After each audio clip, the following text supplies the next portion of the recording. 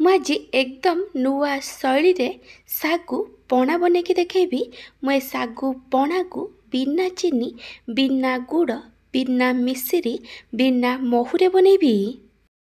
ଆଗକୁ ସାବିତ୍ରୀ ବ୍ରତ ଆସୁଛି। ଆପଣ ସେଦିନ ଆକୁ ପ୍ରସ୍ତୁତ କରି ପିଇ ପାରିବେ, ନହେଲେ ଆପଣ ଆକୁ କୌଣସି ବି ଓଷା ବ୍ରତ ଦିନ ପ୍ରସ୍ତୁତ କରି ପିଇ ପାରିବେ। ଏଥିରୁ ଗୋଟେ ଗ୍ଲାସ ପିଇଲେ ଆପଣଙ୍କୁ ଭୋକ ଲାଗିବନି ଆଉ ପେଟ ବି ଥଣ୍ଡା ରହିବ। ଆପଣଙ୍କୁ ସକାଳ ଜଳଖିଆରେ ବି ବନେଇକି ପିଇ ପାରିବେ। ନମସ୍କାର, ଟ୍ୱିଙ୍କଲ କିଚେନକୁ ଆପଣମାନଙ୍କୁ ସ୍ୱାଗତ। ଶାଗୁ ପଣା ପାଇଁ ମୁଁ ଏଠି ଗୋଟେ କପ୍ ଶାଗୁ ଦାନାକୁ ଭଲସେ ଧୋଇକି ପାଣିରେ 4 ରୁ 5 ଘଣ୍ଟା ପାଇଁ ବତୁରେଇକି ରଖିଥିଲି। ମୁଁ ଏଠି ଦେଖାଇ ଦେଉଛି ଶାଗୁ ଦାନା ଏଠି ଭଲସେ ଫୁଲିକି ନରମ ହେଇଯାଇଛି। ଆପଣ ଛୋଟ ବଡ଼ କୌଣସି କ୍ୱାଲିଟିର ଶାଗୁ ଦାନା ନେଇପାରିବେ।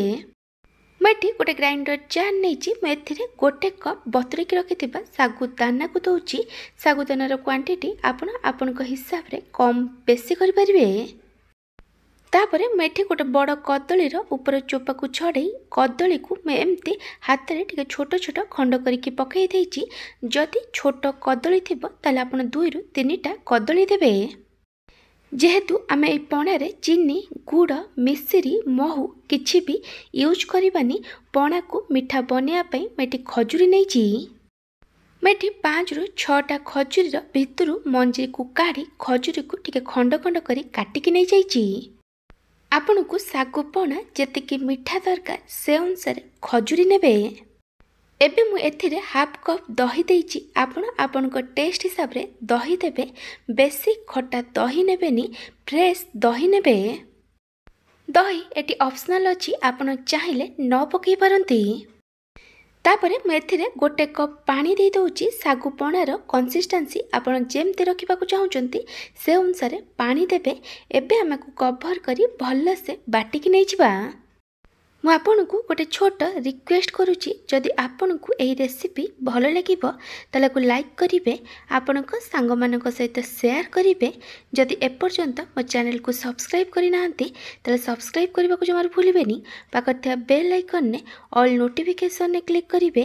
ଏହାଦ୍ୱାରା ମୋର ଯେଉଁ ଭିଡ଼ିଓ ଆସିବ ଆପଣ ପ୍ରଥମେ ଦେଖିପାରିବେ। ଯଦି ଫେସବୁକ୍ରେ ଦେଖୁଛନ୍ତି ତାହେଲେ ଫଲୋ କରିବାକୁ ଜମାରୁ ଭୁଲିବେନି। ମୁଁ ଏଠି ସବୁକୁ ଭଲସେ ବାଟିକି ନେଇଯାଇଛି। ଏବେ ଆମେ এই ପଣାକୁ ଗୋଟେ ବଡ଼ ବାଉଲରେ କାଢ଼ିଦେବା। ମୁଁ ଏଠି ଆପଣଙ୍କୁ ଦେଖାଇ ଦେଉଛି। ମୁଁ ଏଠି ପଣାର କନସିଷ୍ଟାନ୍ସି ଏମିତି ରଖିଛି। ଆପଣ ଆପଣଙ୍କ ହିସାବରେ ପଣାକୁ ପତଳା କି ମୋଟା ବନେଇ ପାରିବେ। ଏବେ ମୁଁ ଏଥିରେ କିଛି ନଡ଼ିଆ କୋରା ଦେଉଛି। ନଡ଼ିଆ କୋରାର କ୍ୱାଣ୍ଟିଟି ଆପଣ ଆପଣଙ୍କ ଟେଷ୍ଟ ହିସାବରେ କମ୍ ବେଶୀ କରିପାରିବେ। ତାପରେ ମୁଁ ଏଥିରେ କିଛି ଫଳ ଦେଉଛି। ଫଳରେ ମୁଁ ଏଠି କିଛି ଡାଳିମ୍ବ ମଞ୍ଜି, ଆପୁଲ, ଅଙ୍ଗୁର ଆଉ କମଳା ନେଇଛି। କମଳା, ଅଙ୍ଗୁର ଆଉ ଆପୁଲକୁ ଛୋଟ ଛୋଟ କରି କାଟିକି ପକାଇଛି। ଆପଣ ଆପଣଙ୍କ ଚଏସ୍ର କିଛି ବି ଫ୍ରୁଟ୍ସ ନେଇପାରିବେ। ଫ୍ରୁଟ୍ସର କ୍ୱାଣ୍ଟିଟି ଆପଣ ଆପଣଙ୍କ ଟେଷ୍ଟ ହିସାବରେ କମ୍ ବେଶୀ କରିପାରିବେ।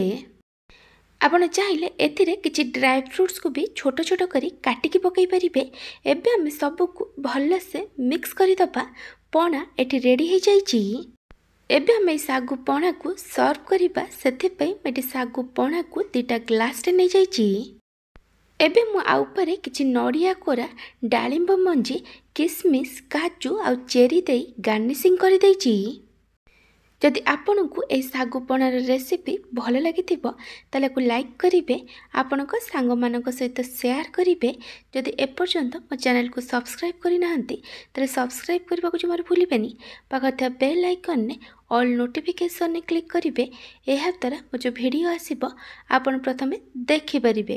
ଯଦି ଫେସବୁକ୍ରେ ଦେଖୁଛନ୍ତି ତାହେଲେ ଫଲୋ କରିବାକୁ ଜମାରୁ ଭୁଲିବେନି। Thank you for watching.